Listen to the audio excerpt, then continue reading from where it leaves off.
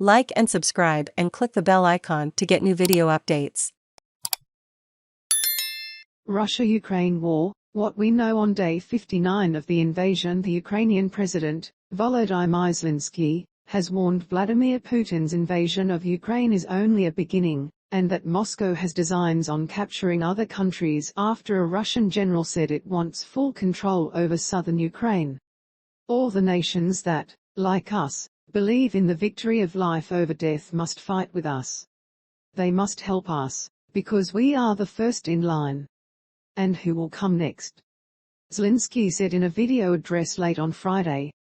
Rustam Minnekayev, the deputy commander of Russia's central military district, was quoted by Russian state news agencies as saying full control over southern Ukraine would give it access to Transnistria, a breakaway Russian-occupied part of Moldova in the west. Moldova's foreign ministry said it had summoned Moscow's ambassador on Friday to express deep concern about the general's comments. Moldova was neutral, it said. Moldova last month formally applied to join the European Union, charting a pro-Western course hastened by Russia's invasion. Fears continue to grow for hundreds of civilians holed up in the Azovstal steel factory in the besieged port city of Mariupol, with the last remaining, outgunned contingent of Ukrainian fighters. Russia's defense ministry said it was ready to allow civilians to leave the steelworks if Ukrainian forces surrendered. But according to Petro Andryushchenko, an advisor to Mariupol's mayor, Russian forces are continuing to drop bombs on the plant. Another mass grave has been found outside of Mariupol, the Associated Press has reported, citing the city council and an advisor to the mayor. The city council posted a satellite photo provided by Planet Labs showing what it said was a mass grave 45 meters by 25 meters that could hold the bodies of at least 1,000 Mariupol residents outside the village of Vynohradne. Ukraine Deputy Prime Minister, Iryna Vereshchuk, said that there is a possibility a humanitarian corridor could be opened up out of Mariupol on Saturday.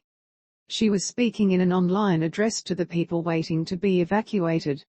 The stated intent of Russia's defense minister, Sergei Shoigu, to introduce new methods of warfare is a tacit admission that Russian progress is not going as intended, the UK's Ministry of Defence said in its latest intelligence update. The MOD said it would take Russia some time to change tactics and improve operations, and therefore in the interim there is likely to be continued reliance on bombardment as a means of trying to suppress Ukrainian opposition. The U.S. Secretary of State, Antony Blinken, has called for the release of prominent Russian opposition activist Vladimir Kara Murza, who was detained outside his home in Moscow on the 11th of April, hours after CNN aired an interview in which he criticized Russia's actions in Ukraine. The United Nations chief, António Guterres, will meet Putin in Moscow next week, seeking an end to the bloodshed. Guterres could also visit Zelensky in Kyiv, the UN announced. Talks between Russia and Ukraine had stalled again, the Russian Foreign Minister, Sergei Lavrov, said on Friday. The U.S. military expects more than 20 countries to attend Ukraine-focused defense talks it will host in Germany next week that will focus in part on Kyiv's long-term defense needs, the Pentagon said on Friday. Western allies are preparing to offer Ukraine a series of security guarantees that should make the country impregnable to a future Russian invasion, the British Prime Minister, Boris Johnson, was reported saying by the Press Association. Zelensky has said he is grateful to Britain after Johnson announced the reopening of the UK embassy in Kyiv. Russia's defense ministry has reported that one sailor died and 27 more remain missing after one of its premier warships, the missile cruiser Moskva, sank last week in the Black Sea south of the threatened Ukrainian port of Odessa.